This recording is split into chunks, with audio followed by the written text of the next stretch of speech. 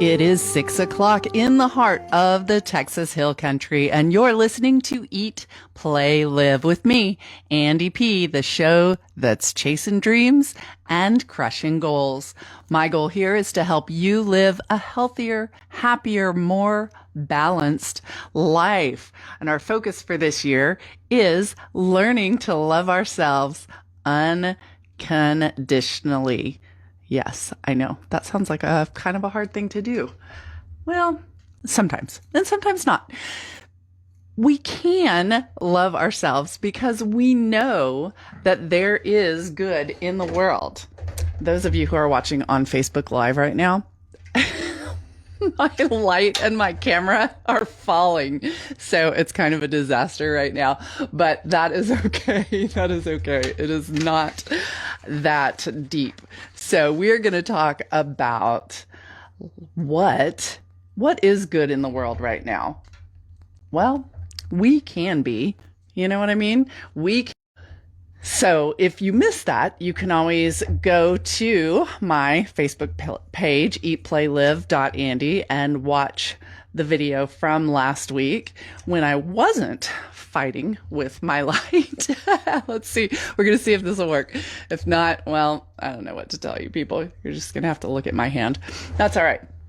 So today, I hope you're going to be kind to me, right? As I battle technology. Yes, today I want to celebrate the kindness that is within you. Okay? I know you have it. You may not think so. And there are people out there who definitely don't think so. I promise you, not everybody's going to think that you're the kindest and the sweetest all the time, but that's okay. That's okay. We're going to choose to look for the good right now. And the cool thing about kindness is you can always afford to give it away. In fact, the more you give it away, the more you have. Yeah, not everything works that way. It does with kindness. So kind of a cool deal there. But what happens when one or something that challenges your ability to practice kindness? No matter how much you have, there are gonna be things in this world, in your life, they're gonna challenge your ability to keep it kind. Well, it is what it is. It's just how life goes. I don't know what to tell you, but we got to press forward. We got to do things for people, not for who they are or for what they'll do in return, but because of who you are. That makes sense? But still, sometimes you're just faced with that mountain. And if that's the case, you do have several options. You don't always realize. You think maybe there's just one, but no. You can climb it and cross to the other side. You could go around it. You could dig under it. You could fly over it, sprout some wings maybe. You could blow it up. You could ignore it and pretend it's not there. You can turn around and go back the way you came. All these choices you have in what to do. Or you could just stay right there on that mountain and make it your home. That's right. This mountain is not going to tell you what to do. So just know that we all get faced with these mountains. We all get faced with situations, people, whatever, that seemingly are going to be impossible to get through, around, over, but they're not. There is no mountain that is too big that you cannot conquer it. All right. So you are listening to Eat, Play, Live. So let's start with talking about the mountains that we face in what we're eating. Well, think about maybe a time when you're trying to lose weight, for instance. And, you know, if you've ever followed, and I'm not going to say the D word, but an eating plan, let's say an eating plan that you're following that's a little more restrictive, perhaps. I don't like the way I dance around that. But no, so you're eating right. You're doing all the things you're supposed to be doing. You're watching your calories. You're watching your fats. You're not eating sugar. You're doing all the things that I talk about week after week here. And they're working. You know, you're seeing those pounds drop away. And every week it's like, yeah, I'm rocking this. I'm doing this all right. And then all of a sudden it stops. Yeah, you hit a wall. Why? Why does it stop? You're doing everything right. You haven't changed what you're doing in this process of trying to lose weight, but then all of a sudden the scale just stops moving. Well, yeah, I don't know what to tell you, but it's going to happen. It just happens. Your body, like, it's like it figures out all of a sudden what you were doing and says, oh, wait a second. No, we like that fat. We want to hang on to that. We don't want you to lose anymore. I don't know. Our bodies are kind of a pain sometimes. What do? Well, shake it up. In a lot of things, shake it up. Sometimes you just gotta stir the pot and shake it up. Do things differently. So when it comes to food, what can you do differently that's gonna all of a sudden get you going in that right direction again? Well, double your water. Just double it. No matter how much water you're already drinking, unless you're drinking like 1.5 gallons a day, which I doubt, double what you're drinking, because that is going to make a huge difference. That is going to flush out your system. It's going to make you feel fuller. And sometimes just that alone will be what it takes to get you over that hump. Also, maybe mix up your meals. A lot of times when we're following a particular eating plan, we get kind of where we're eating the same thing over and over, day after day. It kind of becomes our go-to. I know this works. This is what I've been doing. I'm just going to keep repeating it until it doesn't work anymore. So mix it up. Okay, your body's figured out what you're up to and you got to confuse it again. Maybe you just do something simple like switching out the vegetable choice. You know, maybe your go-to has been green beans and you're eating green beans 2 meals a day or more. That's a lot of green beans, but you know, it could happen. But the thing is, maybe you switch to asparagus instead of green beans, because there is a slight difference. Like green beans, a cup of green beans would have 10 grams of carbs, where asparagus would only have 7. That's a really minor difference. But if it's something that you're eating over and over, day after day after day, making that little slight adjustment might just switch it up. Maybe you like to snack on nuts. Nuts, I encourage. It's a healthy fat. They're good for you, but they're a lot of fat. So you have to eat very small amounts, and some nuts are better than others, right? Almonds are a lot better for your body than, say, a peanut. So, you know, just make a different choice and switch that up. Also, keep in mind that if there is a type of nut that you really enjoy and you have a tendency to maybe snack a little bit more on that one than you realize, or, you know, it just kind of becomes a go-to, then stop buying it. Even just for a little while, maybe. But if you're getting to where you're eating too many, and that can happen a lot. Like we start, you know, we think this is a good thing, so more of a good thing must be better. Well, not in the case of nuts, because they do have a lot of fat and calories. So one thing you can do is just buy the saltless version, because the saltless version is not as fun. We know this. They're not as tasty. That's okay. I mean, that's life. Sometimes they're not as tasty, but they're good for you. And that will help keep you from overindulging in that particular. Speaking of peanuts, I mentioned peanuts, and I saw this and I just wanted to throw this in and spread the word. I get it. Okay, I'm going to talk about peanut butter. So, more than 161,000 pounds of Skippy peanut butter have been recalled. Have you heard about this?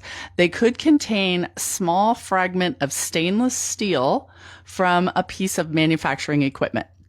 So check your peanut butter for steel, because we don't want to find that. But the FDA said last Thursday that more than 9,300 cases of Skippy have been recalled. So the ones that are included are their reduced fat, creamy peanut butter spread, reduced fat, chunky peanut butter spread, and creamy peanut butter blended with plant protein. I didn't even know they had that. Very interesting.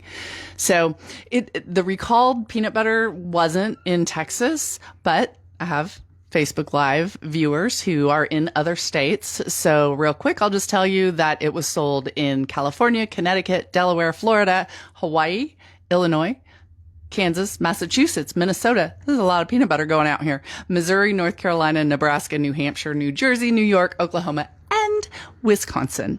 So all those people need to watch their peanut butter. And I don't want to diss on Skippy, but I don't think they have one that doesn't have either added oil or sugar. I could be wrong. Correct me if I'm wrong, but I have not seen one. Look at the label that's only made of peanuts, which you know is what I always recommend you go with. Keep it as clean as possible. We don't need added sugar. We don't need added oil. I know the oil, if you don't get this kind, then you got to stir it and you got to keep it in the fridge and it's not as fun. Too bad. Yeah, too bad. That's just the way it is. So back to hitting that wall when it comes to following an eating plan or just trying to eat better, do the right thing. And you're just at that sticking point and you're hitting a plateau.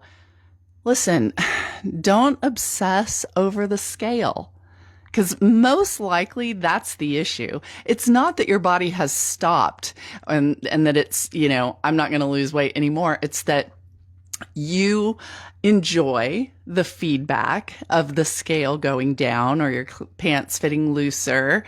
And so then when you plateau for a minute, you get frustrated because we are impatient people. We are so impatient. In fact, I just drove in from Houston about 20 minutes ago, and there was an 18-wheeler following me from Llano. Talk about impatient on my bumper. And I would try to move over and slow down, let him go around. He would not go around. He just wanted to be on my bumper until he finally passed me in a no passing zone.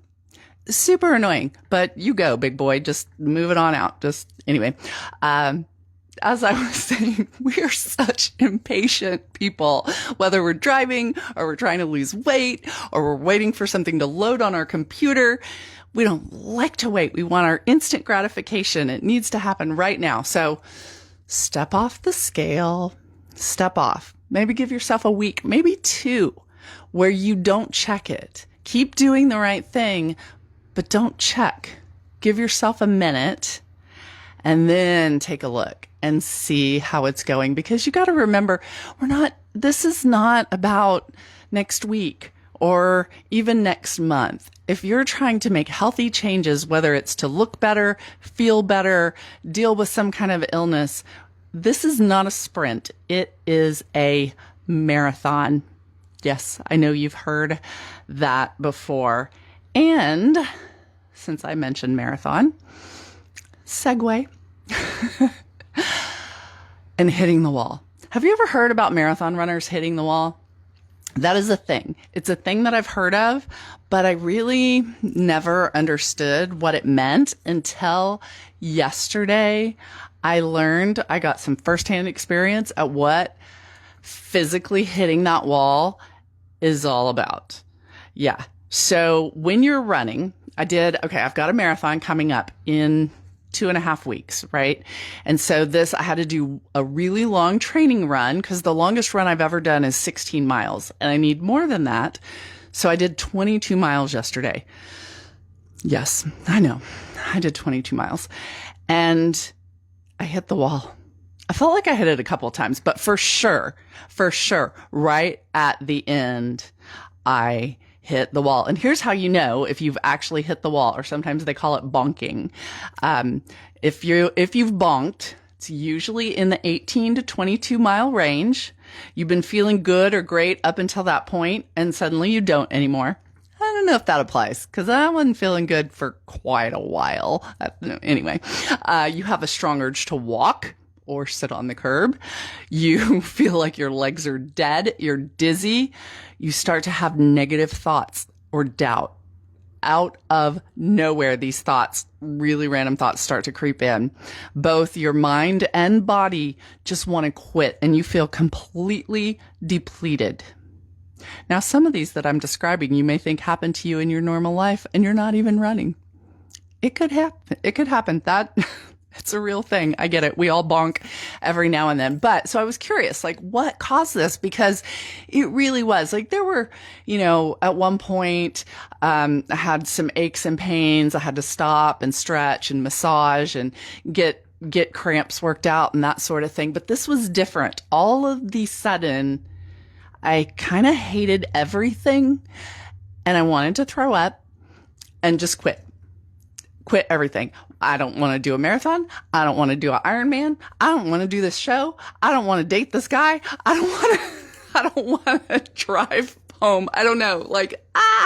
It was craziness. My mind just went like on this complete, I'm over everything in life overload. I just wanted to sit on the curb, throw up, cry, like all at the same time. So why did that happen? That was crazy.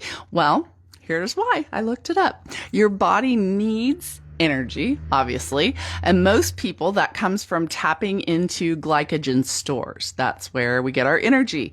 It's essentially our fuel reserve that's found in your liver and your muscles. And your body can also metabolize fat. But unless your body is trained to metabolize that fat, it's a much slower process than using the glycogen. Okay, I hope that's not super technical, but the problem is that in general, your body can only hold about 2,000 calories worth of this glycogen, which is perfectly fine in everyday life. We're not generally burning 2,000 calories in a day, but if you're running a marathon, then once that glycogen is used up, your body has to start the much less efficient process of burning fat. So that is what happens, is it's kind of like at the moment that glycogen runs out, you go, bam, and you feel like you're done, but you're really not. There are ways to overcome or possibly even avoid this wall, but I know probably most of y'all are not running marathons right this second. So I'm not going to tell you all the different things you can do because this may never happen to you. And, I'm not going to give you all the boring details. They're just so gruesome. But I just want you to know this, that, okay, there's this respected sports scientist, and how he explains is the brain detects exercise performance as a way to save ourselves from overexertion by strenuous exercise. What this means is that though you may feel like you're going to die, you're actually not. You have to train your brain to be able to overcome the physical pain that comes with hitting the wall. You can go so much farther than you ever imagine. All right. So does that make sense? What he's saying is that basically, the brain is set up to do this so that we don't kill ourselves off with overexertion. It's designed to make you want to stop. But in the event that you need to go just 6 more miles, 3 more miles, whatever, you can overcome it. And that's the case with so many walls that we hit in life. We are strong enough to overcome the pain. We are. Physical pain from exertion or injuries. Think of the things that have caused you physical pain in your life. Has there ever been a situation you were in that you thought, I cannot survive this? Been in a car accident, had a baby, got a paper cut. Those things hurt, but you got through it, right? How about the mental pain of a heartbreak or a missed opportunity? The pain of just plain boredom or being dissatisfied with your job or wherever you're at in your life. You've been through that pain, right? And you got through it and you kept going because you can. You do that. Strength doesn't come from what you can do. It comes from overcoming the things you thought you couldn't do. That's where you really get strong, and that's where you realize, man, I didn't think I could do this. My example with the run, I didn't think I could do 22 miles. I was starting to doubt if I could do the marathon. When I do the half marathons, they're hard. And I get to the end of one of those and think, I have signed up for this thing that's twice this. I can't do that. This is ridiculous. No, it's not. No, it's not, because I once thought I couldn't do a 10K or a half Ironman, and I did. And I just say that because I overcame the thing I thought I couldn't do. And now, once you overcome that, you go, okay, yeah, what else can I do? What's next? That's how we keep pushing forward. Just as some fish love to swim upstream, you can learn to love, or at least appreciate, overcoming challenges. That's right. It makes you stronger. When you go up hills around here, when I ride my bike up the hill, I have to repeat the mantra all the way up the hill. Hills make you stronger. Hills make you stronger. Well, that's life, right? If you never have any obstacles, any mountains to climb, you're going to be weak. You won't build those muscles, and you won't be able to show anybody else how to do it either. You don't want that. You just got to keep pushing through. Don't let hitting the wall throw you off track. Don't let difficult people, difficult situations, it may not happen today.